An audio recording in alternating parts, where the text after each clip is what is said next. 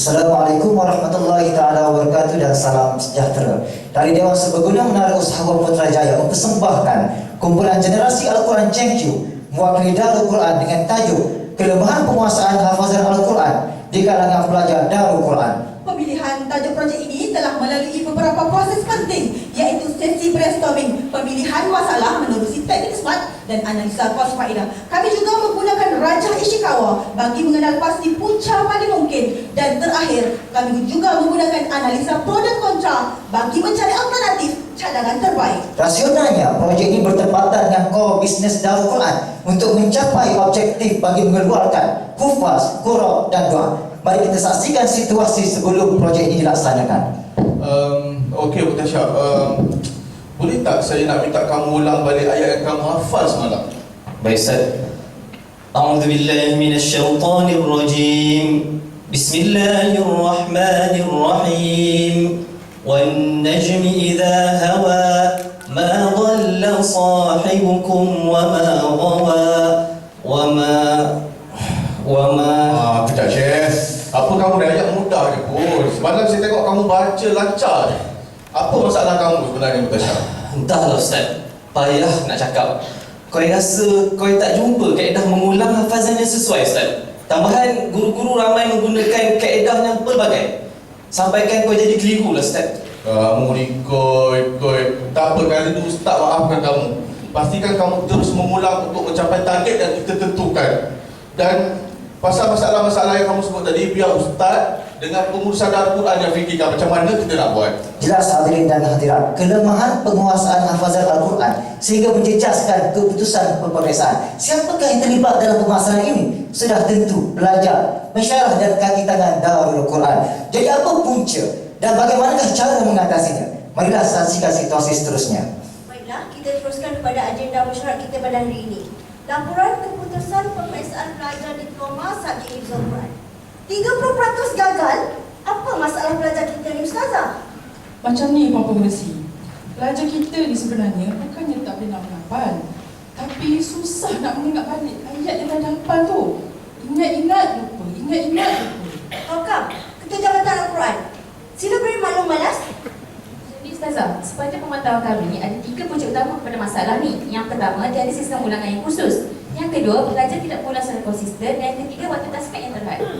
Berat masalah kita ni. Kita kena cari jalan penyelesaian segera. Ustazah, ada apa-apa cadangan? Saya ada cadangan, Puan Pengerusi. Apa kata kita wujudkan rekod ulangan hafazan yang khusus yang boleh digunakan oleh semua pelajar Darul Quran. Bagus cadangan. Ustazah, saya pun ada cadangan. Apa kata kita sediakan satu modul kaunseling ke pelajar ni supaya kita dapat untuk naikkan kembali semangat pelajar-pelajar ni menghafaz Al-Quran. Selain itu, pesyarat juga perlu pantau ulangan hafazan pelajar-pelajar ni, Ustazah. Saya setuju dengan cadangan tadi. Apa yang penting, peratus lulus mesti ditingkatkan. Tuan-tuan dan puan-puan, sedar atau tidak, tanggungjawab menghafal Al-Quran adalah fardu kifayah dan usaha untuk mengekalkannya merupakan satu perkara yang sangat penting. Maka, bagi menangani permasalahan ini, kumpulan kami telah mengenal pasti punca paling utama, iaitu tiada sistem ulangan khusus yang dilaksanakan di Darul Quran. Melalui analisa pro dan kontra yang telah dijalankan, terdapat 2 cadangan alternatif terbaik yang diterima, iaitu mewujudkan rekod ulangan hafazan yang lebih sistematik dan membuat pemantauan terhadap ulangan hafazan pelajar. Dalam menyelesaikan masalah ini, kami telah meletakkan 3 sasaran. Pertama, untuk meningkatkan kadar lulus peperiksaan. Kedua, untuk mengurangkan kadar kegagalan. Dan ketiga, untuk mengurangkan kos operasi Darul Quran. Dengan 2 alternatif dan 3 sasaran ini, maka terhasillah penciptaan inovasi, iaitu Diary Hufaz. Dan setelah menyiapkan Diary Hufaz ini, kami telah melakukan uji cuba kepada pelajar semester 2 diploma. Namun akhirnya sasaran tidak tercapai, di mana peningkatan hanya 8% dan penurunan juga hanya 8%. Tuan-tuan dan puan-puan sekalian, perkara ini menyebabkan kos operasi tidak berjaya dikurangkan, di mana pihak pengurusan terpaksa mengeluarkan peruntukan kewangan bagi membayar allowance pesara jemputan bagi kelas tasmik tambahan dan tasmik intensif. Dan menerusi uji cuba tersebut, kumpulan telah menerima pelbagai cadangan dan pandangan dan seterusnya dibuat penambahbaikan. Antara isu yang dicadangkan dan dibangkitkan dalam uji cuba pertama ialah tiada kekangan masa, tiada penguasaan dalam penggunaan dari hufaz, UFAS dan masalah pada sistem penandaan. Cadangan-cadangan tersebut telah ditambah baik dan telah dinilai semula dalam uji cuba yang kedua. Saudara-saudara sekalian, mari kita saksikan situasi berikutnya. Okey, Mutasyawarah ni saya nak uji kamu sikit ya. Saya nak kamu sambung ayat yang akan saya bacakan nanti dengan baik. Bismillahirrahmanirrahim. Ar-Rahmanu 'allamal Qur'an. Khalaqal insan. Sila sambung. Allamahul bayan, الشمس والقمر بحسبان والنجم والشجر يسجدان والسماء رفعها ووضع الميزان. Okey, cukup. Alhamdulillah, saya rasa hafazan kamu semakin hari semakin baik. Kamu tidak tergagap-gagap bagi meneruskan bacaan. Malah kamu baca dengan penuh yakin sekali. Betul Ustaz, Alhamdulillah. Kau yang menggunakan kaedah yang terdapat dalam dari hufaz ni sangat sistematik, ternyata berkesan untuk mengekalkan hafazan kau Ustaz. Alhamdulillah. Inilah yang koi-koi yang sebenarnya Ustaz nak, satu respon yang sangat baik. Kalau macam tu, saya harap kamu teruskan mengguna dari hufaz dia. Ustaz, makcik nak tanya makcik teringin nak hafal Quran, boleh ke guna dari hufaz tu? Ya Allah, pada datang dari mana makcik ni? Semua orang boleh pakai makcik dari hufaz ni. Macam mana caranya Ustaz? Okey, kalau makcik nak tahu, kita saksikan video yang kita sediakan ni. Tahukah anda apa itu diari hufaz? Diari hufaz ialah sebuah diary yang dapat membantu para hufaz dalam proses menghafal Al-Quran. Ia digunakan untuk menanda ayat hafazan yang diulang dalam sehari, dan dengan ini membolehkan proses hafazan dibuat secara sistematik dan berkesan. Baiklah, jom kita lihat cara menggunakan diari hufaz ini. Mula-mula sekali, para hafiz berulang tasmih kumpulan ayat yang telah dihafal di hadapan guru mereka. Ini untuk memastikan ayat yang dihafal oleh mereka tiada sebarang kesalahan. Selepas tamat saja sesi tasmih tersebut, para hufaz perlu mengulang ayat tersebut sebanyak 10 kali. Dan setiap kali ayat itu diulang, ia akan ditandakan di dalam kotak yang disediakan. Sesi mengulang ayat ini boleh dilakukan di mana-mana sahaja. Contohnya semasa berehat di taman, semasa menaiki LRT, atau di dalam bilik. Kemudian, para hufaz akan mengulang ayat yang dibaca sebanyak 5 kali setiap hari. Dan proses ulangan ini dibuat selama 5 hari berturut-turut. Setelah selesai saja proses ulangan ini, para hufaz perlu mendapat pengesahan dari guru tasmih mereka. Guru tasmih juga akan menguji pelajar tersebut bagi memastikan ayat yang diulang benar-benar dapat diingati. Proses ulangan ini dilakukan supaya ayat yang dihafal dapat dikekalkan. Di samping itu juga, para hufaz perlu mengisi maklumat seperti tarikh, surah dan ayat yang telah dihafal. Dengan ini, mereka dapat menghafal secara efektif dan berkesan. Selain dari itu, beberapa bahan tambahan juga dimuatkan dalam diari hufaz ini, seperti kalender, kaedah hafazan dan adab dengan Al-Quran. Harapnya, diari ini dapat membantu anda. Ingat ya, menghafal Al-Quran akan menjadikan hidup kita mendapat berkat dan dirahmati Allah.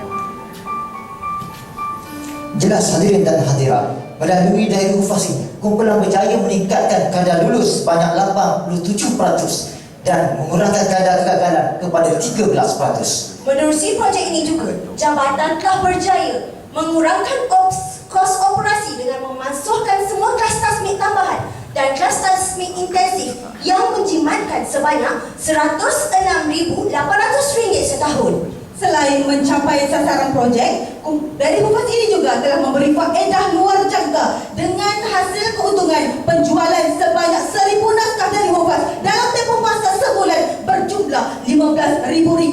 Inovasi ini juga telah diperluaskan kepada semua mahatahfiz Quran negeri dan swasta, dan setakat hari ini sebanyak 15 institusi telah bersetuju melaksanakan penggunaan dari Hufaz ini.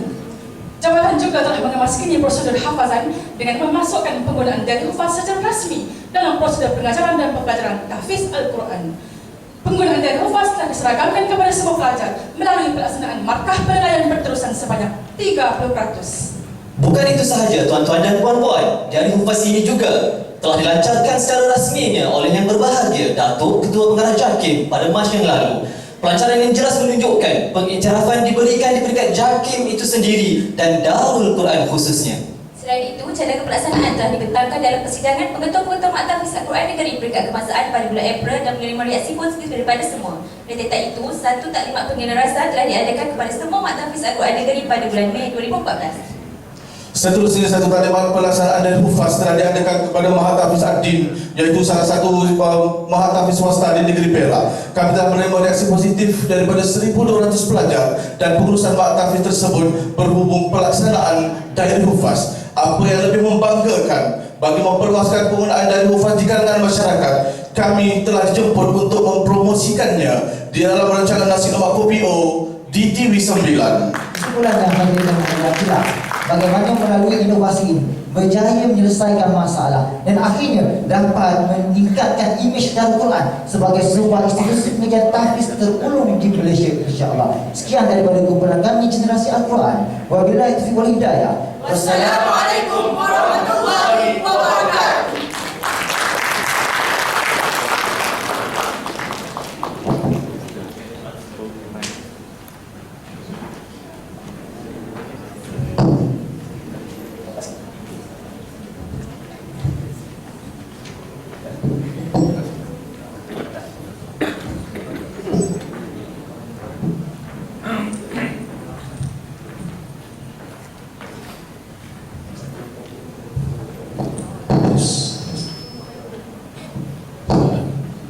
Assalamualaikum. Terima kasih kepada kumpulan JNQ. Saya ingat ni kumpulan dari Boston ke apa? Jadi tapi rupanya daripada Darul Quran. Jadi sebagai permulaan, mungkin ada eloknya kita yang hadir di majlis ini mengenal pasti, iaitu setiap kumpulan yang buat persembahan adalah kumpulan yang berjaya. Ya, banyak ada kumpulan yang hadir.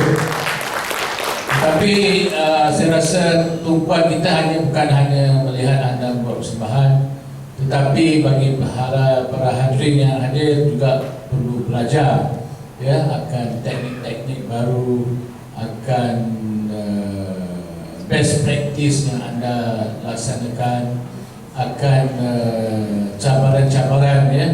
Jadi banyak pembelajaran yang boleh berlaku pada 2 hari ini, ya.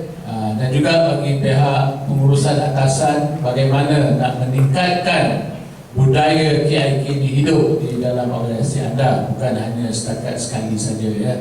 Jadi saya rasa kita kena semua beri perhatian 2 hari ini, ya. Jangan lepas persembahan ini kumpulan JNQ pun lari dari tempat ni dan pergi shopping ke mana-mana dan kembali lepas mendapat result, ya. Saya tidak mahu.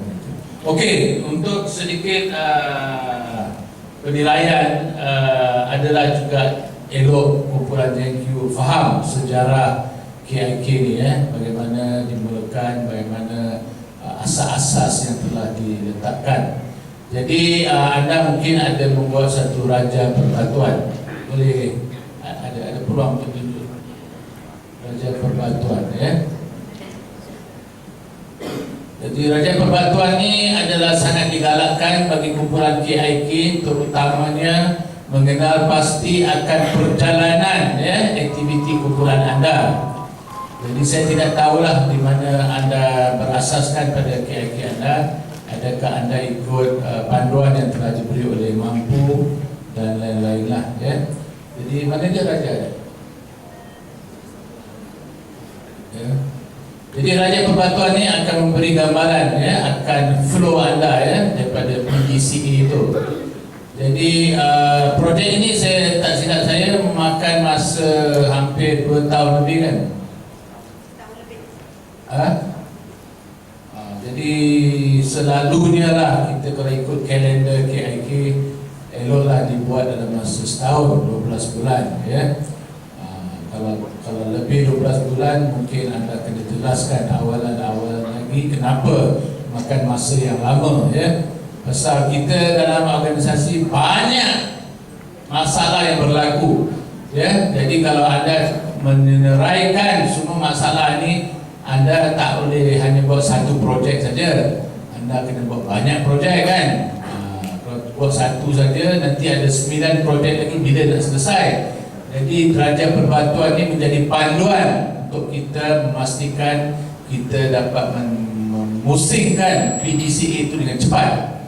Okey, itu dari segi Raja Perbatuan. Dan kemudian dari segi konsep style yang anda gunakan untuk menyelesaikan masalah ni ya.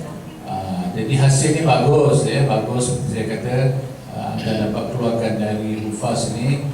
Dan jadi okey, boleh bagi sedikit fakta akan prestasi kelulusan yang sebenarnya berlaku daripada berapa ribu pelajar yang mengambil kursus ni, berapa yang telah lulus. Terima kasih kepada juri untuk menjawab persoalan berkenaan tentang perbatuan kenapa kami sehingga mengambil masa setahun lebih. Untuk makluman kami institusi pengajian, jadi kita tertakluk kepada sistem semester. Jadi bila sistem semester, contohnya semester 1, 3, 5 dia akan bermula pada bulan Mei sehingga Oktober, dan kemudian semester seterusnya pada bulan November hingga Februari Mei kita cuti. Jadi sebabkan target itu untuk melihat keputusan peperiksaan. Jadi bila kita buat uji cuba pertama tersebut tidak mencapai target, jadi kita terpaksa burn satu semester. Menyebabkan kita kena tunggu semester seterusnya untuk kita laksanakan uji cuba kedua. Dan kemudian tempoh pelaksanaan itu dalam satu semester. Dan kemudian barulah Dewan Peperiksaan dan kita dapat result pada semester 2, 1, 3 dan 5 lah pada semester yang lepas. Itu faktor kenapa cara pembatuan kami itu agak lama lah kita buat uji cuba. Dan untuk makluman kejayaan tersebut melibatkan pelajar semester 1, 3 dan 5 berjumlah pelajar lebih kurang 600 lebih pelajar yang terlibat dengan pelaksanaan dari UFAS ini. Setelah kita buat taklimat dan sebagainya dilaksanakan dan kemudian mereka melalui peperiksaan hifzul Quran, alhamdulillah dia dapat mencapai target peningkatan berjaya ditingkatkan selepas daripada itulah, dan juga kadar kelulusan berjaya dikurangkan kepada 13% yang telah saya jelaskan tadi.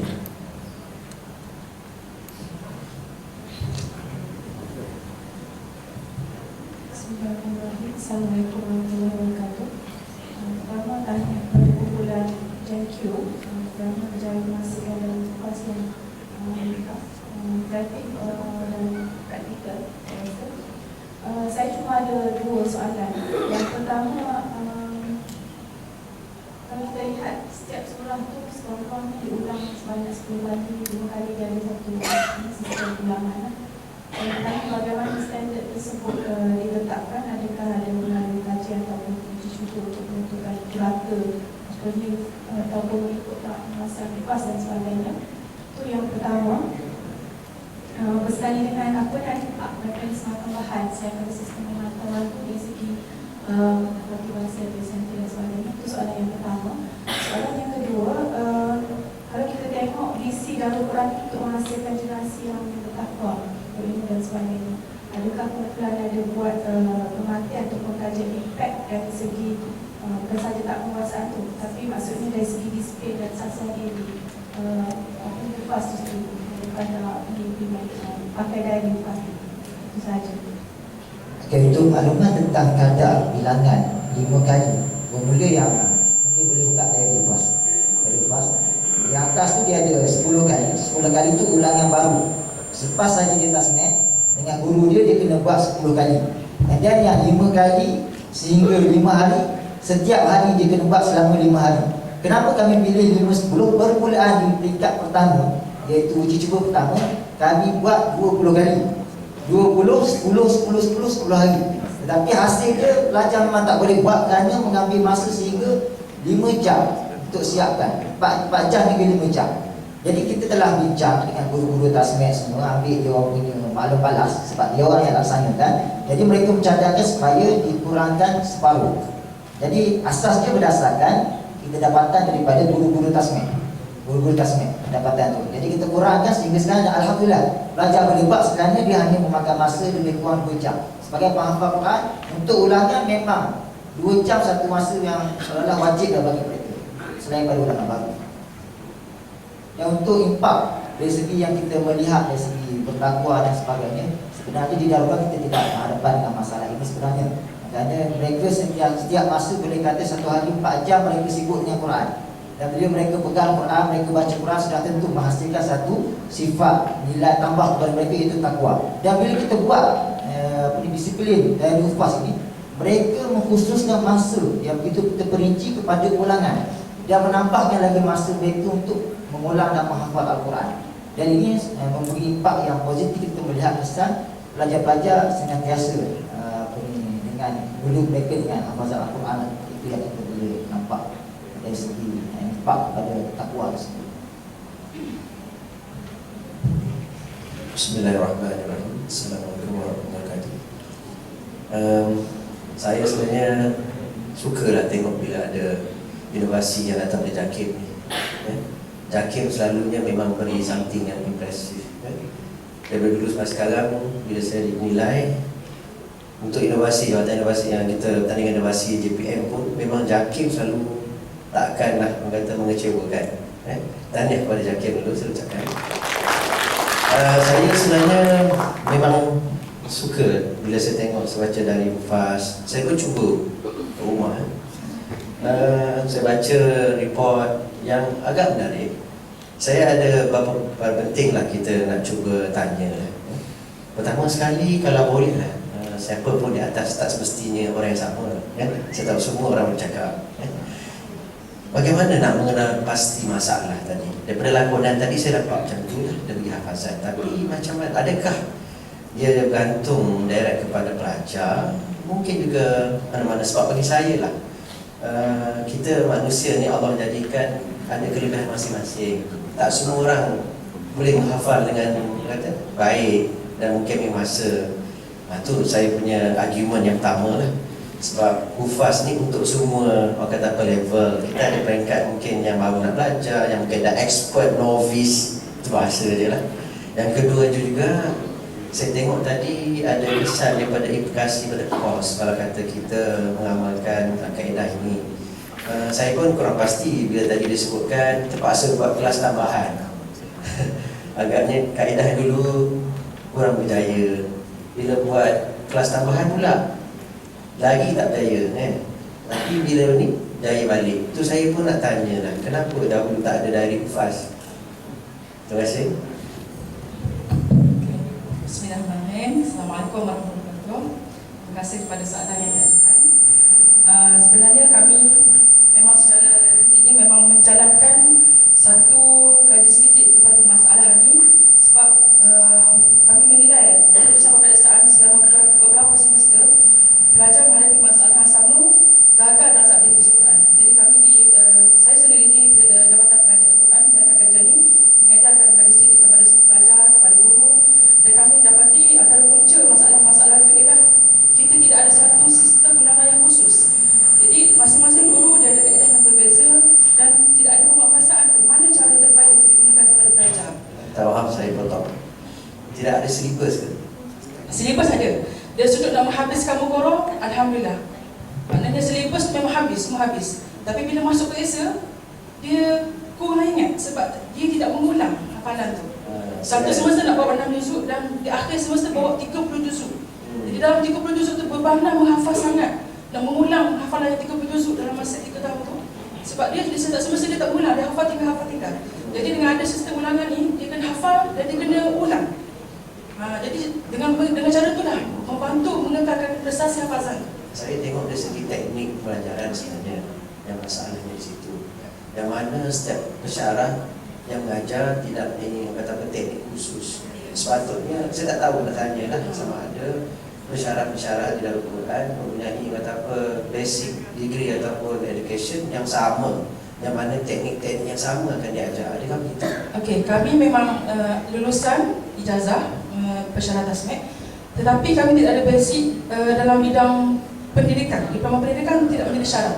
Jadi dalam pedagogi pengajaran tu kami tidak ada keadaan khusus. Jadi dengan adanya dari inilah dia jadi satu proses masuk dalam PMP. Okay. Satu lagi saya nak komen. Kita pernah dengar pas mengenai Ulul Albab yang telah dirancang oleh RSM. Dan saya dengan Dr. Syaril bersama-sama lah buat Ulul Albab. Sekarang Dr. Syaril di UUM sekarang ni. Dia biasa dengan Ulul Albab. Adakah dia sama dengan konsep Ulul Albab? Untuk konsep Ulul Albab sebenarnya di sekolah menengah dan dia adalah sains dan itu pun banyak juga terlibat dengan di dalam terlibat dengan Ulul Albab ni, dan mereka juga sebenarnya lebih suka kerana berhadapan dengan madah subjek-subjek yang lain. Sebab itu kita dalam perancangan sebenarnya insya-Allah bila kita terbit yang 2015 kita akan membuat promosi atau penerangan kepada Mak Tafiz, Tias dan juga RSM untuk berkongsi sistem ini. Kerana sangat pentinglah kerana kita bebankan pelajar tersebut dengan pelbagai subjek, tetapi perkara paling utama kita nak lahirkan dia UFAS, kita bimbang tidak berkualitas. InsyaAllah kita akan cuba berkongsi pengalaman dengan mereka. Okay, tadi yang kedua saya potong tahu. Yang terakhir yang mengenai keupayaan masing-masing dalam hafalan. Macam mana? Sebab dari UFAS ni untuk semua level, tapi mungkin saya kurang. Mungkin Tuan Haji lagi hebat daripada saya, Puan Su lagi hebat. Kalau saya berkata dari UFAS ni mungkin memeningkan saya, tapi mungkin untuk Puan Su ini sangat menyenangkan. Sebab tu tadi kita dapat diskrepansi masih lagi ada. Yang mana kalau boleh target kita mungkin kalau boleh 8 lah 100 lulus kan. Tapi kita dapat tingkatkan 17%. Nampaknya ada ke satu peningkatan. Tapi saya rasa kajian kelemahan tu mungkin kita boleh tengok. Adakah kita boleh revise tentang itu? So saya tanya pendapat daripada Ustaz-Ustaz kan? Macam mana tu? Okay, sebenarnya saya maklumkanlah bahawasanya penciptaan UFAS ini iaitu melalui kaedah ulangan hafazan. Dan perkara ini memang boleh di-apply ataupun boleh diaplikasikan kepada semua peringkat dan semua lapisan masyarakat sebenarnya. Dan apa yang kami cuba bawakan untuk yang dari UFAS ini, kita cuba memakai standard pelajar-pelajar di Mahat Tahfiz, dan perkara tersebut boleh disesuaikan oleh orang-orang awam juga. Dan standard tersebut yang kami buat di dalam Quran adalah dengan membiarkan pensyarah tasmik itu sendiri yang menilai. Jadi untuk yang orang awam tidak ada masalah lah, sebab dia menggunakan kaedah yang sama.